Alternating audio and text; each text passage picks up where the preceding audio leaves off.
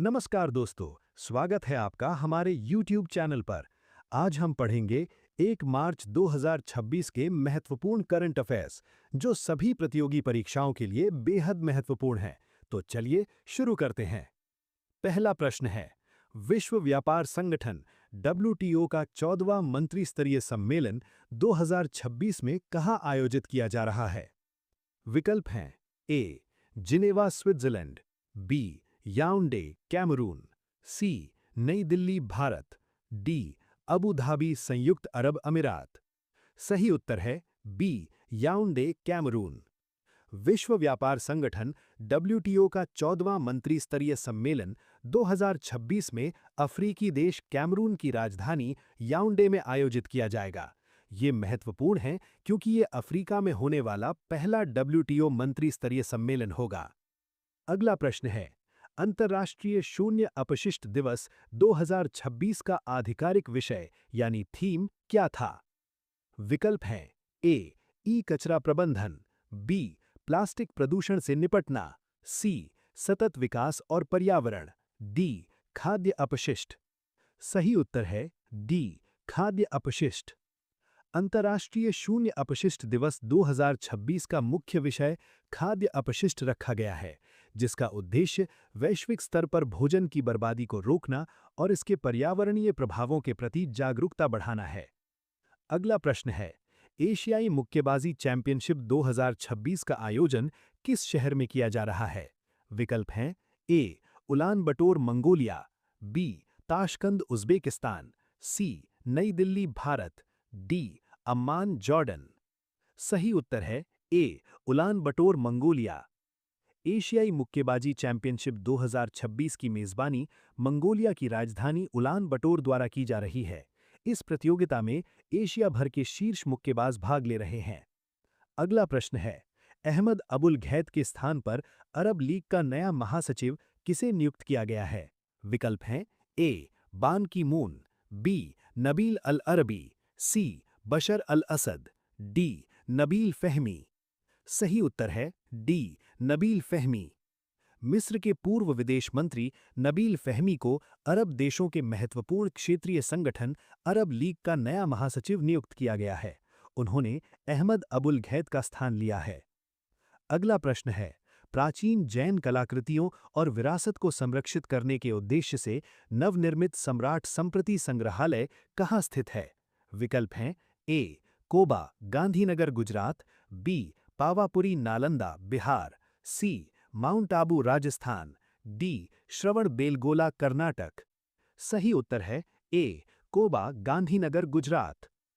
प्राचीन जैन धर्म की कलाकृतियों, पांडुलिपियों और समृद्ध सांस्कृतिक विरासत को संरक्षित करने के उद्देश्य से गुजरात के गांधीनगर स्थित कोबा में इस भव्य संग्रहालय का निर्माण किया गया है। अगला प्रश्न है, हाल ही में खबरों में रहा बाब अल मंदेब जलडमरू मध्य किन दो जल निकायों को जोड़ता है? विकल्प हैं ए. लाल सागर और भूमध्य सागर, बी. फारस की खाड़ी और ओमान की खाड़ी, सी. लाल सागर और अदन की खाड़ी, डी. काला सागर और मरमरा सागर। सही उत्तर है सी. लाल सागर और अदन की खाड़ी। बाब अल मंदेब जलडमरू मध्य यमन और जिबूती के बीच स्थित एक प्रमुख वैश्विक समुद्री व्यापार मार्ग है, जो लाल सागर को अदन की खाड़ी और आगे हिंद महासागर से जोड़ता है। अगला प्रश्न है, हाल ही में किस संस्थान के शोधकर्ताओं ने सौर रेडियो बर्स्ट के रहस्य को सुलझाने में एक महत्वपूर्ण सफलता हासिल की है? विकल्प हैं ए. भारतीय अंतरिक्ष अनुसंधान संगठन इसरो, बी. भारतीय खगोल विज्ञान संस्थान IIA, C. Tata institute of fundamental research TIFR, D. भौतिक अनुसंधान प्रयोगशाला PRL। सही उत्तर है बी. भारतीय खगोल विज्ञान संस्थान। भारतीय खगोल विज्ञान संस्थान के वैज्ञानिकों ने सूर्य से निकलने वाले सौर रेडियो बर्स्ट की उत्पत्ति और उसके प्रसार से जुड़े कई जटिल रहस्यों को सुलझाने में अहम कामयाबी प्राप्त की है। अगला प्रश्न है, हाल ही में किस दक्षिण पूर्वी एशियाई देश ने 16 वर्ष से कम आयु के बच्चों के लिए सोशल मीडिया प्रतिबंध लगाया है? विकल्प हैं A. Malaysia, B. Singapore, C. Vietnam, D. Indonesia. सही उत्तर है डी. इंडोनेशिया। बच्चों के मानसिक स्वास्थ्य, ऑनलाइन सुरक्षा और साइबर बुलिंग को ध्यान में रखते हुए इंडोनेशिया ने हाल ही में 16 वर्ष से कम आयु के बच्चों के लिए सोशल मीडिया पर सख्त प्रतिबंध लगाया है।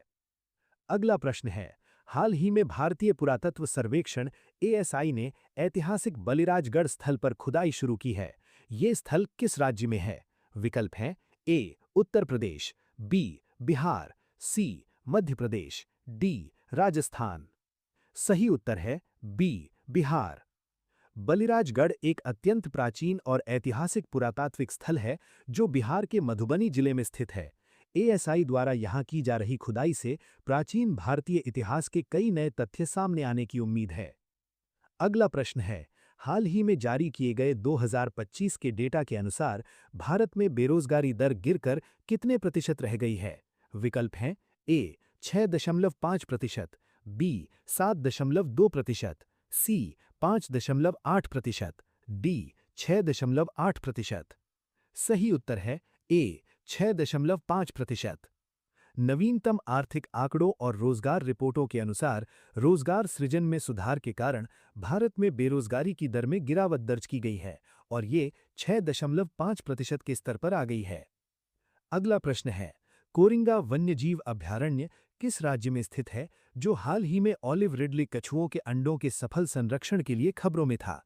विकल्प हैं ए. ओडिशा, बी. पश्चिम बंगाल, सी. तमिलनाडु, डी. आंध्र प्रदेश। सही उत्तर है डी. आंध्र प्रदेश। कोरिंगा वन्यजीव अभयारण्य आंध्र प्रदेश में गोदावरी नदी के मुहाने पर मैंग्रोव वनों में स्थित है। हाल ही में ये लुप्तप्राय ऑलिव रिडले कछुओं के प्राकृतिक आवास और अंडों के सुरक्षित संरक्षण प्रयासों के कारण चर्चा में रहा।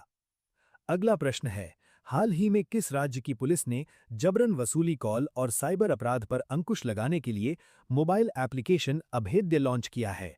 विकल्प हैं A. Delhi police, B. Maharashtra police, C. Haryana police, D. Uttar Pradesh police. सही उत्तर है सी. हरियाणा पुलिस।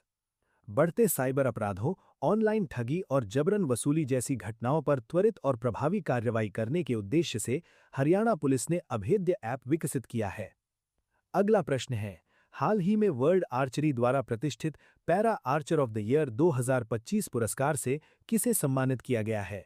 विकल्प हैं ए. अवनी लेखा, बी. शीतल देवी, सी. सुमित अंतिल, डी. भावना पटेल। सही उत्तर है बी. शीतल देवी। भारत की अद्भुत पैरा तीरंदाज शीतल देवी, जो बिना हाथों से पैरों से अचूक निशाना लगाती हैं, को अंतर्राष्ट्रीय स्तर पर उनके असाधारण प्रदर्शन के लिए वर्ल्ड आर्चरी ने ये सर्वोच्च सम्मान दिया है। अगला प्रश्न है, हाल ही में किसने दैनिक भास्कर में अपने काम के लिए प्रिंट हिंदी श्रेणी में रामनाथ गोयन का पुरस्कार 2026 जीता है? विकल्प हैं ए. अवधेश अकोडिया, बी. रवीश कुमार, सी. ओम धानवी, डी. पुण्य प्रसून बाजपेयी। सही उत्तर है ए. अवधेश अकोडिया। दैनिक भास्कर समाचार पत्र के पत्रकार अवधेश अकोडिया को हिंदी प्रिंट मीडिया में उनकी उत्कृष्ट खोजी और प्रभावकारी पत्रकारिता के लिए इस प्रतिष्ठित पुरस्कार से सम्मानित किया गया है। अगला प्रश्न है, हाल ही में किन दो सामरिक बंदरगाहों को भारत के पहले पोर्ट्स ऑफ रेफ्यूज के रूप में चुना गया है? विकल्प हैं ए. कांडला और हल्दिया, बी. दिघी और गोपालपुर, सी. कोच्चि और पारादीप, डी. तूतीकोरिन और मंगलुरु। सही उत्तर है बी. दिघी और गोपालपुर।